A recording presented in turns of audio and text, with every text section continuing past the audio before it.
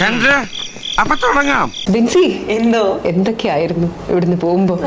എന്തൊക്കെ ബഹളമായിരുന്നു. മലപ്പുറം കത്തി. ഞാൻ 100 ഡേയ്സിന് പാക്ക് ചെയ്തു. 100 ഡേയ്സ് 14 ഡേയ്സേ ആയുള്ളൂ. എന്ത് ചെയ്യാൻ പറ്റും? ഒരു കയ്യബദ്ധം നാറ്റുകരുത്. അറിയില്ല എന്താണ് സംഭവിച്ചത്. 7ന്റെ പണി എന്ന് പറഞ്ഞപ്പോ ഇമാതിരി പണി കിട്ടുമെന്ന് വിചാരിച്ചില്ല. ഓർമ്മിപ്പിക്കല്ലേ പൊന്നെ. തന്നെ കൊണ്ടൊന്നും കൂട്ടിയേ കൂടില്ല. നല്ല പ്രായണ്ടല്ലേ, വല്ല പണിക്ക് പോയിക്കൂടെ? ഞാൻ ലാലേട്ടൻ എന്ന് പറഞ്ഞ പോലെ ഞാനൊരു 90% കൊടുത്തിട്ടുള്ളൂ. കുറച്ചുകൂടെ അതല്ല ഉദ്ദേശം.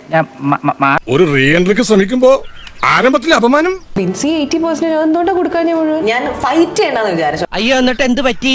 വ്യക്തമായിട്ടുള്ള നിലപാടുകൾ ഞാൻ പറയുന്നുണ്ടായിരുന്നു. ആണോ? ഭയങ്കര. എനിക്ക് എവിടെയൊക്കെയോ ഫൈറ്റ് ചെയ്യായിരുന്നു. ഞാനത് ചെയ്തില്ല. ബിഗ് ബോസ് ഹൗസ് ഫൈറ്റ് ചെയ്യാനുള്ള ഒരു സ്ഥലമാണോ? നോ.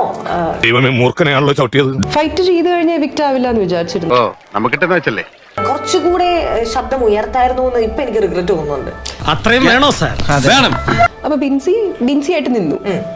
അപ്പൊ ബിൻസി അല്ലാതെ നിന്ന് കഴിഞ്ഞാൽ ബിൻസി രക്ഷപ്പെട്ടേനെന്നാണോ ഇപ്പൊ പറയുന്നത്? കിട്ടിയല്ലോ.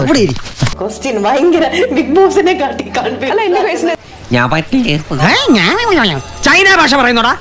ബിൻസി ഒരു ആർജയാണ്. ബിൻസി 24/7 ഒരു മൈക്ക് തന്നിട്ടാ ബിൻസിനെ വിട്ടത്. അതെ. പക്ഷെ ബിൻസിന്റെ ശബ്ദം കേട്ടില്ല.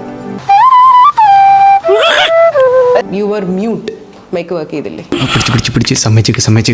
ഇന്നും കിട്ടിയില്ലേ? കിട്ടി. മൈക്ക് നല്ലപോലെ വർക്ക് ചെയ്യുന്നുണ്ടായിരുന്നു. ഞാൻ കുറച്ചുകൂടെ വർക്ക് ചെയ്യണമായിരുന്നു.